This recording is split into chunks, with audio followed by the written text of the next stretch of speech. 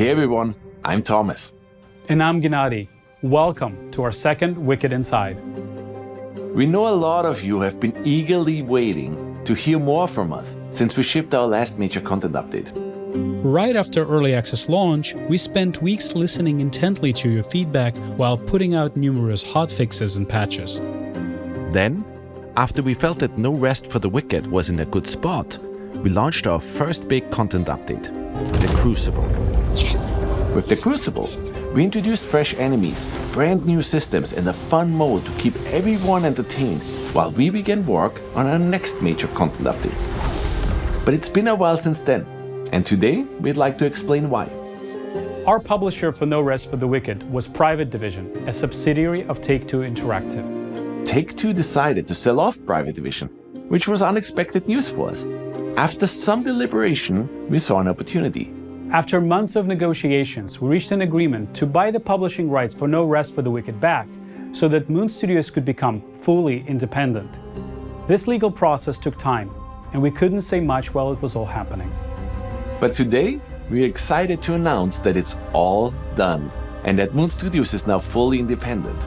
We believe this will give you even more confidence in our vision, because we're free to build No Rest for the Wicked exactly how we want, without needing to ever go silent again. We've used this extra time to create something truly special. Let's take a look at the breach.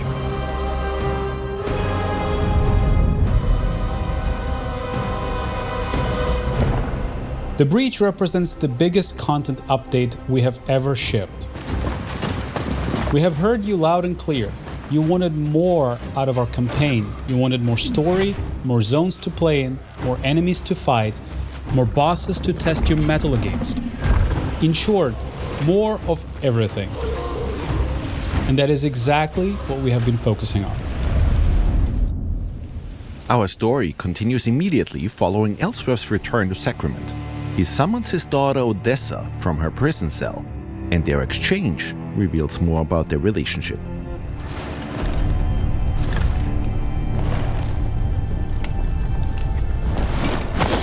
Take the upper passage out, then leave by the northwest gate. What are you doing? God Bennett is often sleeps on duty, and the ramparts above him will be unmanned. Head north to Ermgard and Merin, or west to the Glades. Anywhere but here. So that's it then. You have to go. As a Sarim, players will have to venture forth into new areas we're introducing for the breach. These are massive zones that essentially double the size of the world players got to explore so far. A lot has changed in the Zola Sacra since you've last visited. Southeast of Sacrament lies the Lowland Meadows, a once idyllic haven used by Sacrament's hunters to gather food and supplies. Ellsworth requests our presence on a secret mission, but a faction known as the Harvesters has taken over the region. See? I told you this Sarim would come, and here they are. Indeed. Your presence is welcome here. My friend is convinced that some threat awaits us at the Weeping Sisters. As always at Moon, when it comes to level design, we deliberately craft every single inch of our world by hand. We do not rely on any procedural generation, and we believe that ultimately that will allow us to create an insanely expansive, interactive open world where every inch actually matters.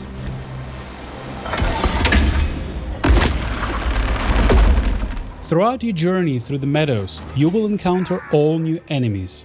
We have also introduced 2 new weapon archetypes, gauntlets and wands. Let's take a look at how these new weapons can be used to take down all new foes that you'll encounter. The Timberwhite here will try to take your life with his ginormous great axe. We know some of you already loved being able to suplex enemies in Wicked. It was only appropriate we introduced a dropkick.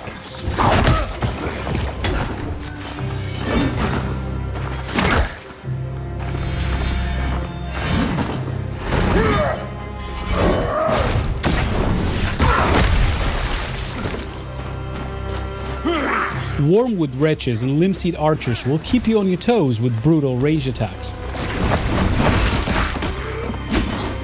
Our Tremor Wave will make quick work of them. Rust Reavers present an even greater challenge. Equipped with 2 huge saws, your best bet is to keep your distance and counter when you find an opening.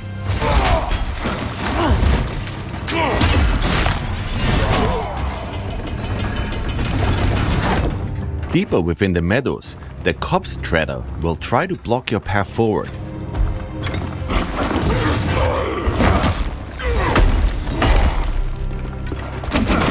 Study his movement patterns and keep a cool head. You might just prevail.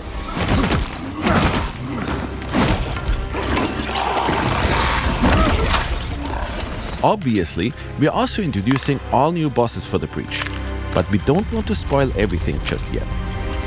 We know a lot of you already enjoyed how much love and care we're putting into all of these areas. Once again, we didn't shy away from really using verticality and hiding secrets everywhere. Even though you'll often fight for your life in all of these zones, every now and then you'll get to enjoy a serene scene of beauty.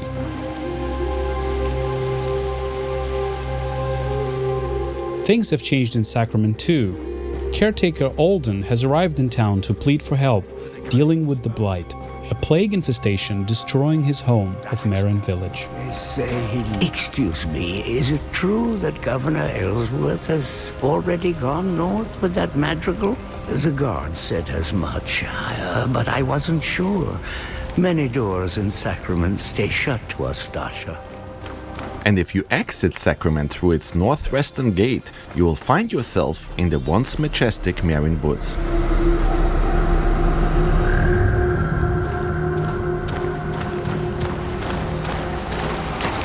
Recently, the Marin Woods have been befallen by the Blight.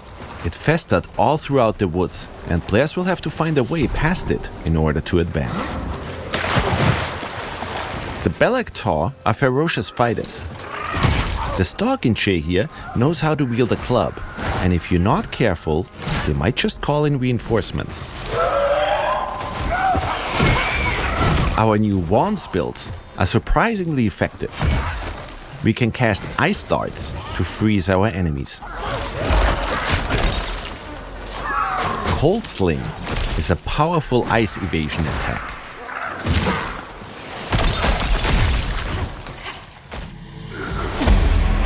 For the Heavy Feather, we'll use some more powerful spells our wands provide.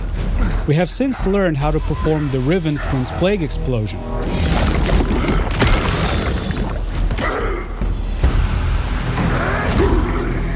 And if you have enough focus, Lightning Bolt makes quick work of any enemy.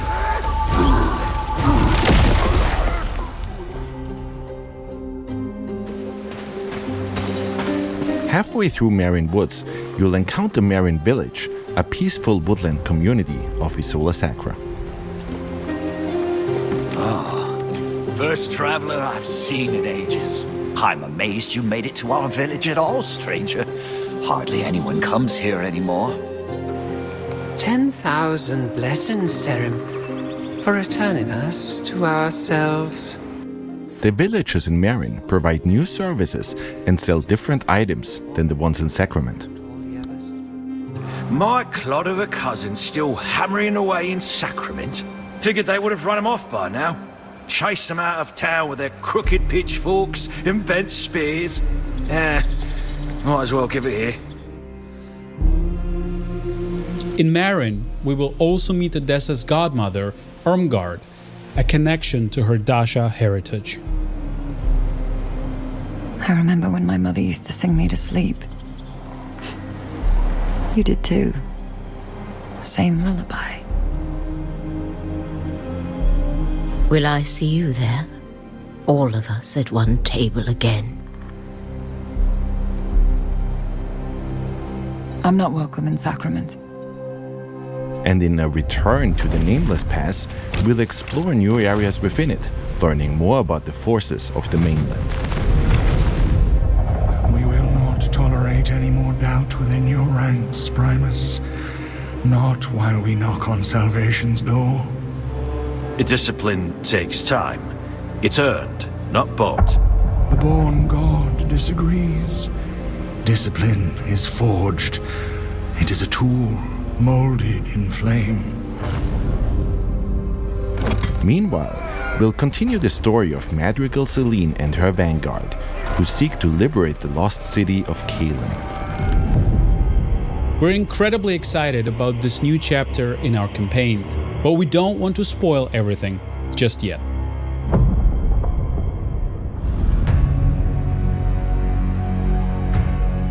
Our intention for No Rest for the Wicked was always to provide players with an insane amount of content, even after they finish the campaign.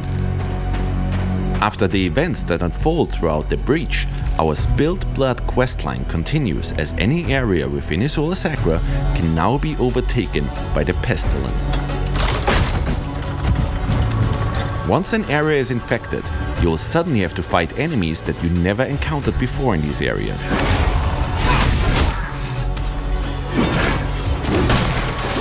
Defeat these enemies, and they might just drop all new Torn resources. Torn resources can be burned at any fire in order to further increase the challenge within an infected area. You will need to heavily upgrade your gear and perfect your build in order to succeed.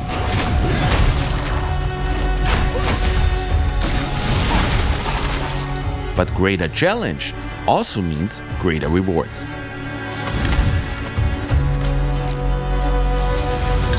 Notice that with every enemy you slay, the pestilence spread meter at the bottom of the screen reduces. Slay enough enemies and you will have to overcome only one more obstacle. Getting rid of the infection means ripping it out at its root. If you manage to defeat the plague boss within the infected area, the entire zone will be cleansed of the pestilence once more. Our life system has also gotten a huge update. You will now find many more factions being able to take over the various areas within Isola Sacra. Our goal with all of this is to change the way players think about retraversal in video games. We ultimately want to make every return feel as fresh and as exciting as it was the first time you played. And as you can see, we also introduced entirely new levels within the areas you're already familiar with.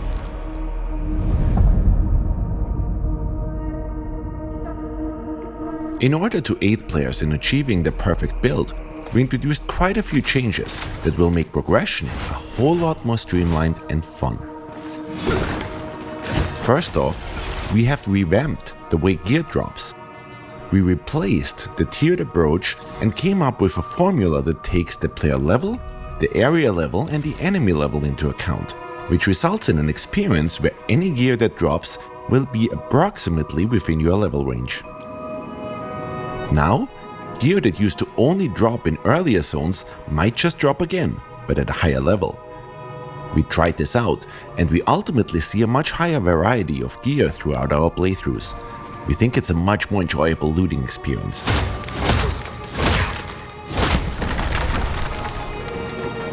Another big aspect that defines your build is, of course, the enchantments.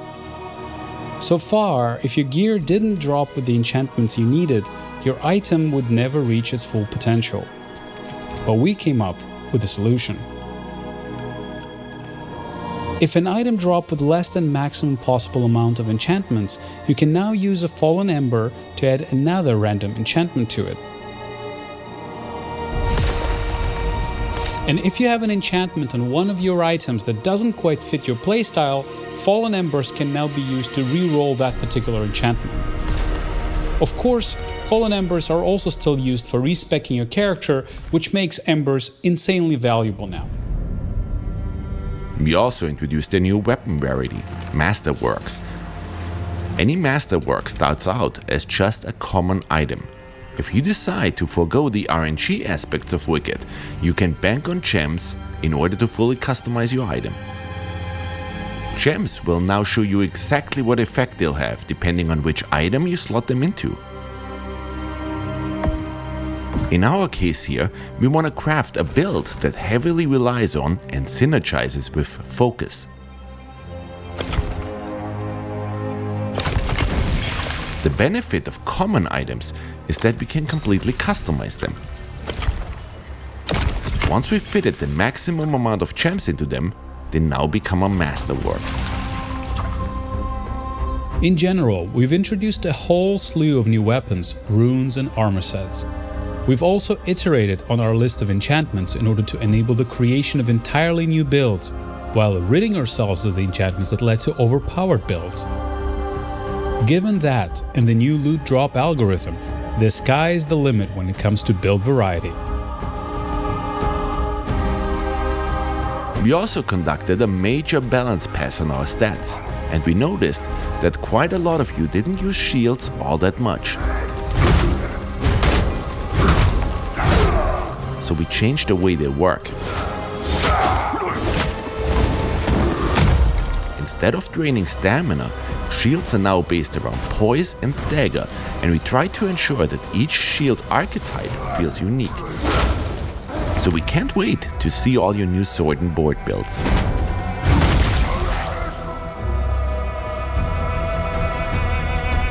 Last but not least, if you've become a master at playing No Rest for the Wicked, you should try our new hardcore characters. Permadeath is enabled for these, so once these characters die, they get downgraded to non-hardcore characters that can only be played on regular realms. I wonder who will be the first player to slay the Echo with a hardcore character.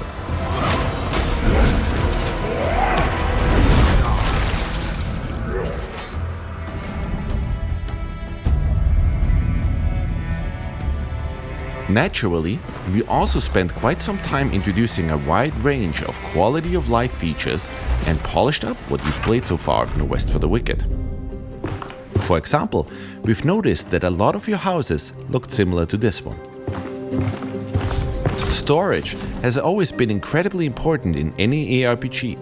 On our current live builds, players can stack all that many items, and sorting hasn't been ideal yet. Let's switch over to our breach update. We fixed that right up and now allow players to stack a whole lot more items within their chests. And items now also get sorted in a beautiful way. While we're in our home, we can show off another cool feature we added. We've added Whisper Stones, which enable fast travel to and from your house. So if you just want to quickly drop off items and gear while you're out and about, instead of having to first warp to Sacrament and then run to your home, you can now save that one step. Remember that you can place one Whisper Stone per house, so if you own multiple ones, you can even fast travel between them. Our next change regards food cooldowns. We've removed the classic cooldowns entirely. Now you can consume meals instantly.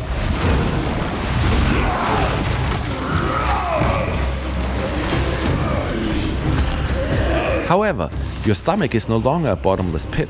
You have a limited number of meals you can eat during combat.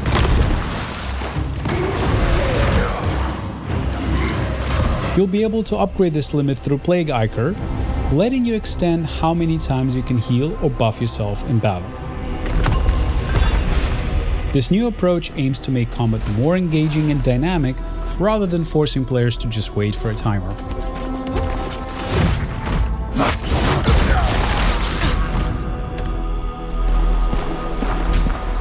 Time ticks ever forward. We know timers and project wait times have been a major discussion point in our community. We're adding a new feature so you can contribute food and ingredients to make Adana's workers, speeding up whichever building project they're currently tackling. We're always listening to your feedback, and we will keep iterating on the system. If you have thoughts, please keep sharing them. And of course, we've been hard at work meticulously optimizing performance. If you notice any poor performance in a machine before, the breach update should drastically improve your experience. Speaking of improvements, our DLSS implementation has been updated to a newer version, which results in much crisper image and even better performance. And these are just a few highlights. In total, we are counting more than 11,000 changes since we shipped the Crucible update. Before we dive deeper, we'd like to clarify how you'll access the breach. You will need to replay No Rest for the Wicked to fully experience this update. Old saves remain in a legacy build, but this approach ensures the breach is integrated as seamlessly as possible into the game. We realize this might be a surprise for some. Ultimately, the scope of the breach and the underlying changes led us here. But don't worry, you'll discover plenty of fresh content, quests and loot to make restarting your journey worthwhile.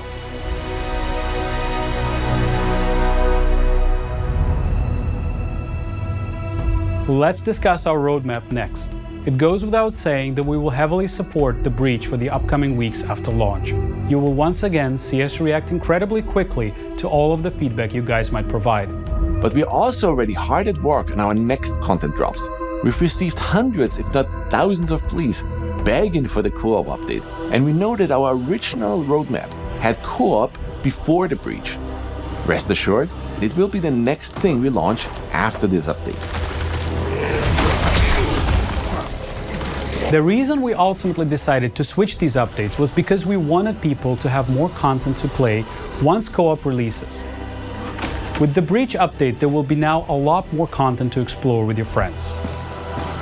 After the co-op update, we'll be following up with more improvements and new systems. We'll expand Sacrament, improve housing, introduce farming, expand the Crucible, and of course, finish the campaign with more story and more quests and bosses. We are very much aware that a lot of you finally want to play No Rest for the Wicked on all major consoles. We have a ton of things planned to further improve on the foundation that we've laid so far, and we're excited to keep discussing all of these new releases and changes with you as we go along. Also, today marks the 10th anniversary of Ori. We released Ori and the Blind Forest on March 11th, 2015. It's been a wild ride for all of us here at Moon, so today, we'd like to use this opportunity to just say thank you. Thank you to all of our fans who have supported us the whole way through. We would not be where we are today without you. We're now hard at work on the final bug fixing and polishing stages of this massive update. We want to make sure we get it just right. But before we wrap up, there is one more thing, and this one is near and dear to our hearts. Hello everyone, I'm Gareth Coker. My story with Moon Studios began more than 15 years ago when I received a message on an internet forum from them asking me if I'd be interested in composing the music for a small indie project. 4 years later, that small project blossomed into Ori and the Blind Forest. Now, we were all very young and just getting started, so for our second release, Ori and the Will of the Wisps, we set out to perfect everything about the original, and I couldn't be more proud of what we were able to create together. But our journey is not yet over. I'm happy to announce that I've been hard at work crafting an unforgettable score for the story, the characters, the locations, and the boss fights of No Rest for the Wicked. And you will finally be able to hear some ambient music while out exploring in the world too. I can't wait to see where this journey leads us once again. It leaves me to invite you to experience the all-new music in No Rest for the Wicked with the Breach update, launching on April the 30th. It will be well worth the wait.